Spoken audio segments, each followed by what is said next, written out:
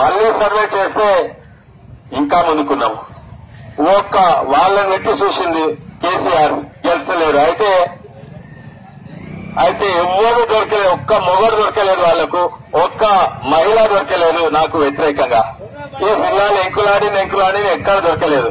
అయితే ఏదో వరంగల్ నుంచో కరీంనగర్ నుంచో ఒకటి తీసుకొచ్చి నన్ను ఓడగొడతానికి ఇన్ని పైసలు పెట్టిండు, పోలీసు పెట్టిండు, అందరు పెట్టి నన్ను ఓడగొడతాంట.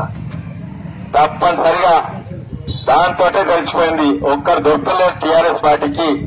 ఆ గతి అయిపోయింది. నిన్న ఎలక్షన్స్ వల్ల మూడింటికి మూడు ఓడిపోయిండ్రు. వచ్చే ఎన్నికల్లో మంచిగా కొట్లాడదాము. మన ప్రాంత పైనని, మా చేవల బిడ్డను, మా తాతకన్నే, మా తండ్రికన్నే అందరి కళలమే మనం. అందుకే వచ్చిపోతుంటది ఈ గ్రామానికి. తప్పనిసరిగా గెలుస్తాము.